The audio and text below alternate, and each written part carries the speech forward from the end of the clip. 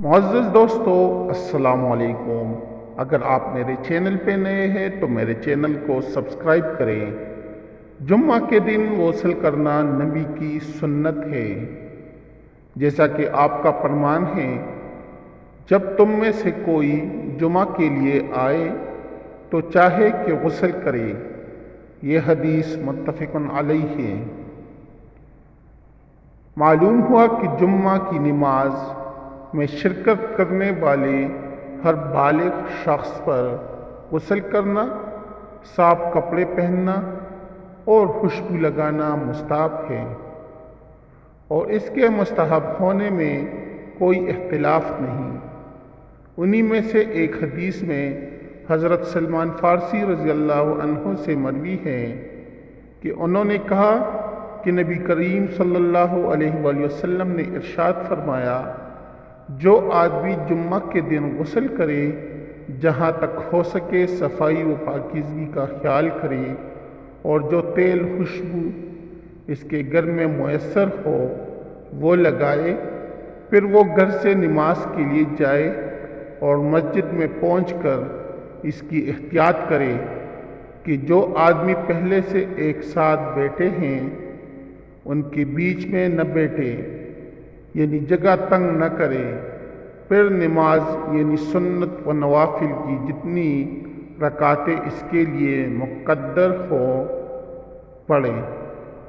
پھر جب امام خطبہ دے تو توجہ خاموشی سے اس کو سنے، تو اللہ تعالیٰ کی طرف سے اس جمعے اور دوسرے جمعے کے درمیان اس کی ساری خطائیں معاف کر دی جائے گی۔ تو معلوم ہوا کہ جمعہ کے دن جہاں باقی اعمال کا درس ہے، وہیں پر جمعہ کے دن غسل کا بھی درس دیا گیا ہے۔ اسی لیے جمعہ کے غسل کو سنت کا درجہ دیا جاتا ہے، اور بعض حضرات اس کو واجب کا درجہ دیتے ہیں۔ ایک معروف حدیث ہے کہ جو شخص جمعہ کے دن وضو کرے تو یہ کافی ہے، لیکن جو غسل کرے تو غسل افضل ہے۔ اسی طرح کی اور بھی احادیث آئی ہیں جن میں آپ نے غسل کا حکم دیا ہے، اور جب حضرت عمر بن خطاب رضی اللہ عنہ کو بھی یہی بات سمجھ میں آئی کہ جب وہ جمعہ کے دن خطبہ ارشاد فرما رہے تھے کہ اس دوران حضرت عثمان بن عفان رضی اللہ عنہ داخل ہوئے، تو حضرت عمر رضی اللہ عنہ نے اپنا خطبہ کاٹ کر حضرت عثمان رضی اللہ عنہ سے لیٹ آنے کا سبب پوچھا، تو انہوں نے فرمایا کہ میں نے اذان سنی اور فوراً وضو کر کے مسجد میں آ گیا۔ حضرت عمر رضی اللہ تعالی عنہ نے فرمانے لگے کہ صرف وضو، جبکہ میں نے تو رسول اللہ صلی اللہ علیہ وآلہ وسلم سے سنا ہے کہ جو شخص جمعے کی نماز کے لیے آئے وہ غسل کرے۔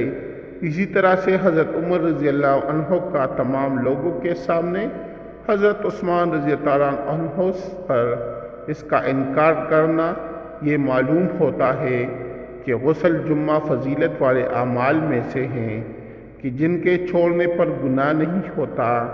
اس ساری بحث کا مقصد یہ تھا کہ آپ کو جمعہ کے دن کے غسل کی اہمیت معلوم ہو جائے، اور معلوم یہ ہوا کہ جمعہ کے دن ثواب کی نیت سے غسل کیا جائے، اور چونکہ اس کی متعدد احادیث میں تاکید ہے، اسی لیے اس کو سنت سمجھ کر کرنا چاہیے۔ یہ حکم تو عام ہوا جس میں شادی شدہ اور غیر شادی شدہ سبھی شامل ہیں۔ آیا جمعہ کا غسل جنابت ہی ہونا چاہیے؟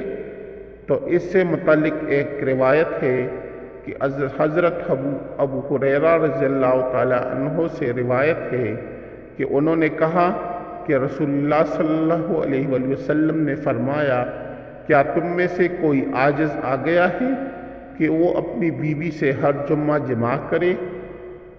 اور اس کے لیے 2 اجر ہیں، ایک اجر اس کے لیے اپنے غسل کرنے کا اور دوسرا اجر اس کی بیوی کے غسل کرنے کا ہے۔ اللہ ہم سب کا حامی و ناصر ہو، آمین یا رب العالمین۔